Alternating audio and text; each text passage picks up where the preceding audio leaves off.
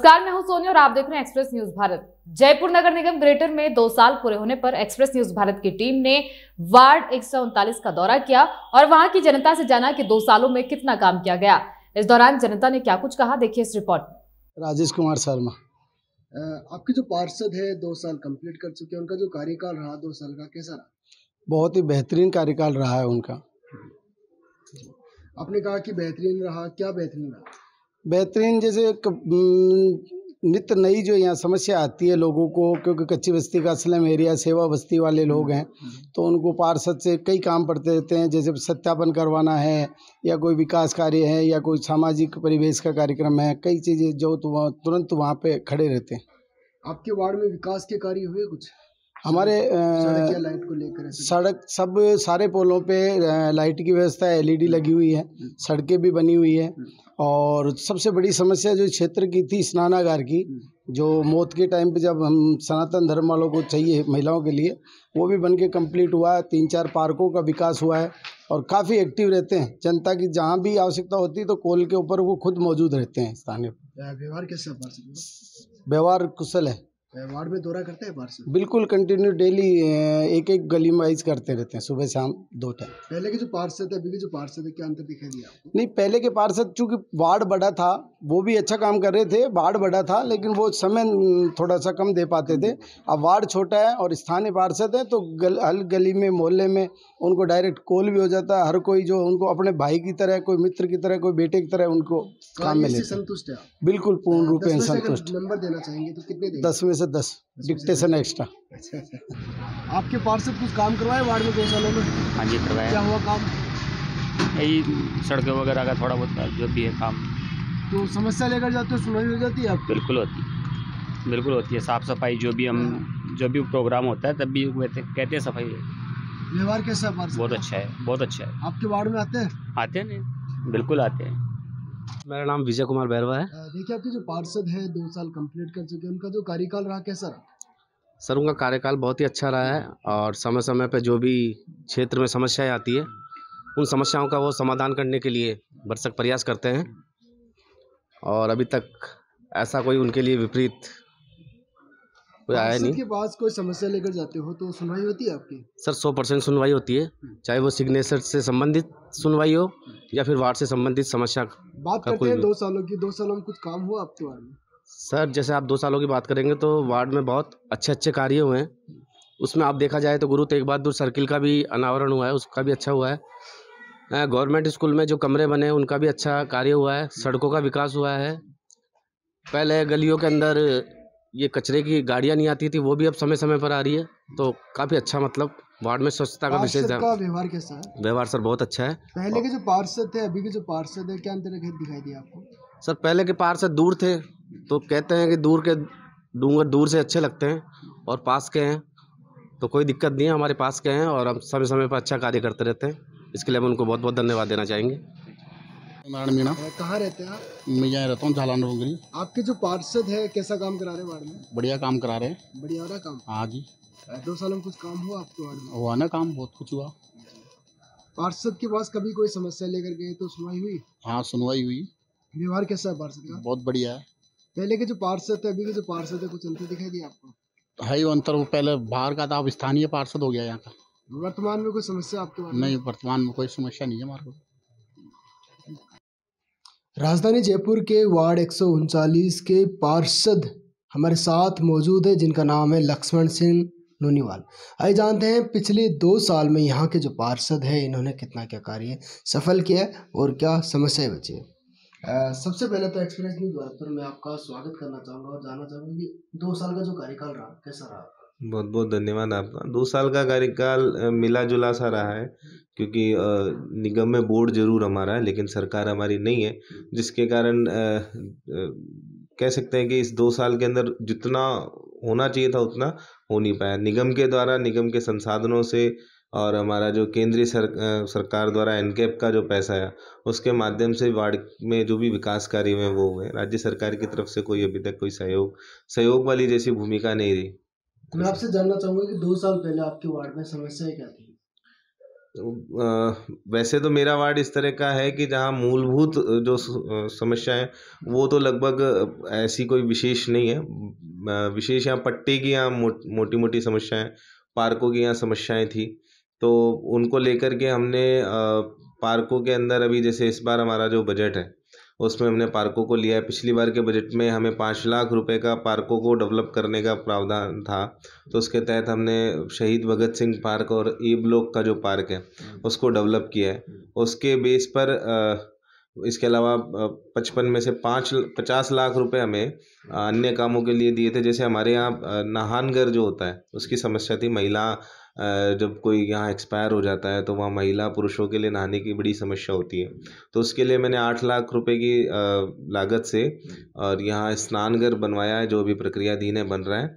इसके अलावा 43 लाख रुपए की हमने सीसी सड़कें पिछले बजट में की, जो भी मुख्य टूटी हुई जो सड़कें थी कॉलोनीज़ की, उन सड़कों को बनाया। जैसे ई ब्लॉक के अंदर है, ए ब्लॉक के अंदर है, गली नंबर 5 के अंदर है अपने यहाँ। इसके अलावा विधायक कोष को पिछली बार बजट में 5 करोड़ रुपए की जो सड़कें दी थी, उन सड़कों में से हमारे यहाँ देव भवन से लेकर के और मेन जो रोड है वहाँ तक की सड़क थी, वो जो विधायक साहब के प्रयास से वो 32 लाख रुपए की सड़क मीणा कॉलोनी और उसके अंदर डलवाई।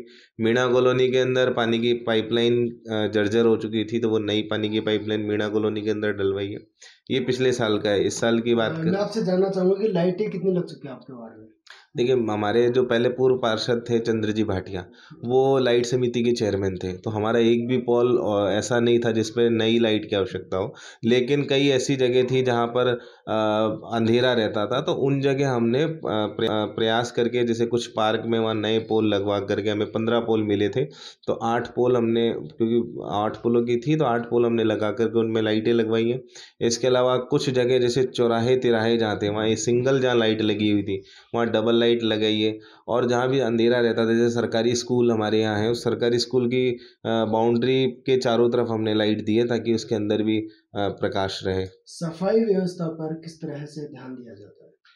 सफाई व्यवस्था में जैसे अभी आप कह रहे हैं कि आप वार्ड में दौरा करेंगे, तो आप पूछ लीजिएगा। जो हमारे यहाँ क्षेत्र के अंदर पहले कचरा डिपो 7 कचरा डिपो थे, हमने उनको समेट करके केवल 1 या 2 कचरा डिपो है, वो भी मतलब कुछ जगह कचरा आता है, बहुत लिमिटेड हो गया वो भी।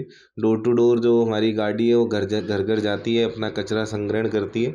और इसके अलावा हमारे यहाँ जमादार जो है वो राउंड लगाते हैं, कहीं पर भी कोई गंदगी दिखती है तो। वर्तमान की बात करते हैं, मुख्य समस्या क्या बची है आपके वार्ड में? हमारे वार्ड में मुख्य समस्या सोमेश्वरपुरी और सैन कॉलोनी और गुरु तेग बहादुर नगर जो है, मीणा कॉलोनी जो है, इनके अंदर पट्टों की समस्या है।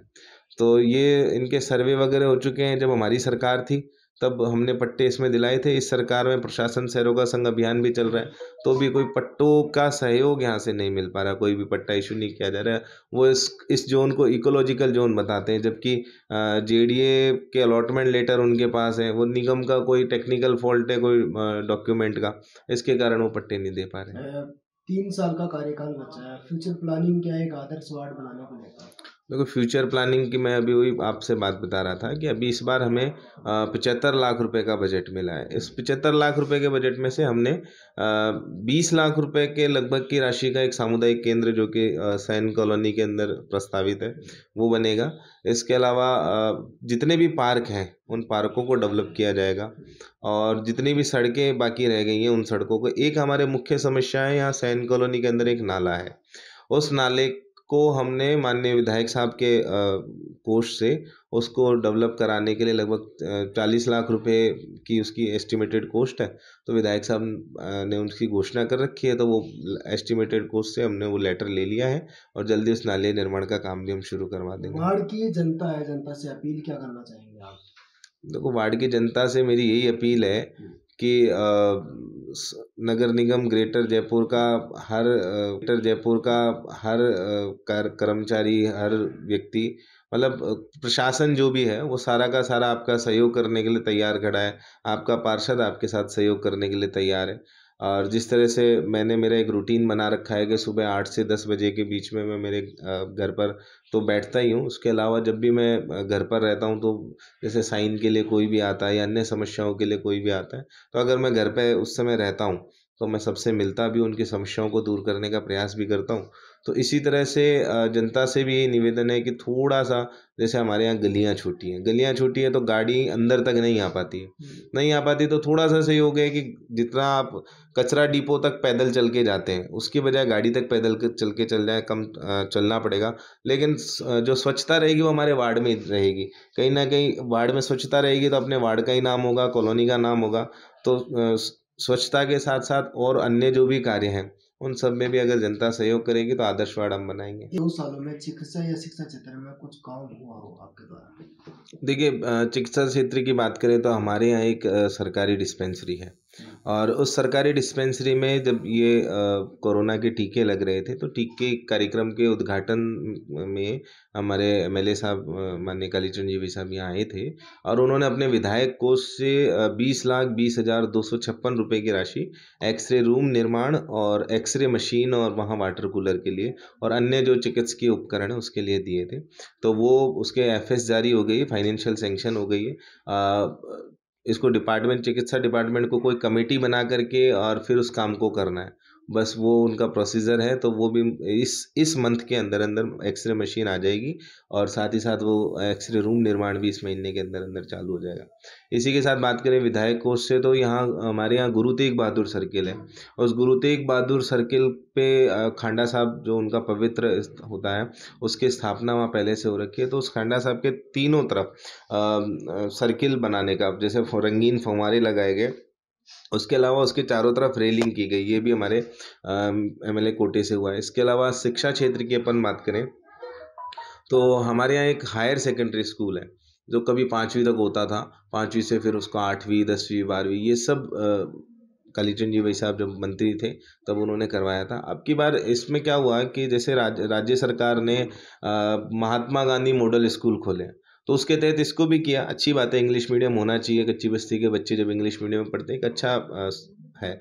लेकिन इन्होंने उस समय जो नियम थे वो नियम ये कर दिए कि 30 और 35 सीटें थी।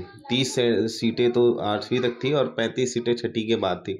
उसके अलावा जितने भी एडमिशन थे उन सबको इन्होंने कहा कि अपनी टीसी निकलवा लीजिए, यानी कि एक क्लास में उस समय 110 120 ऐसे बच्चे थे। तो कुल मिलाकर के इसमें 1500 के लगभग बच्चे थे और लगभग 1200 बच्चों का हित इसमें टकराव हो रहा था। उन बच्चों की टीसी जाने वाली थी, उनका एडमिशन के लिए कह दिया था कि आप कहीं और जाकर के एडमिशन ले लीजिए। अब आसपास कहीं पर भी इस तरह का कोई स्कूल नहीं है जिसमें वो एडमिशन ले सके। तो इसको लेकर के हमने पहले तो बात करी, तो बात से बात नहीं बनी, तो हमने यहाँ धरना भी दिया और धरने के बाद ये बात हुई कि सभी बच्चों का एडमिशन यहाँ पर ले लिया गया। तो आज सभी बच्चे वहाँ इंग्लिश मीडियम में पढ़ रहे हैं। लेकिन यहाँ एक डिमांड है कि ठीक है इंग्लिश मीडियम है, लेकिन जो बच्चे वीक हैं, कमज़ोर हैं या इस तरह से जिनको केवल हिंदी मीडियम पढ़ना है तो उसकी यहाँ पर अभी मांग है कि वो भी यहाँ होना ही चाहिए। अतिरिक्त माध्यम यहाँ चला दिया जाए तो वो भी एक अच्छा रहेगा।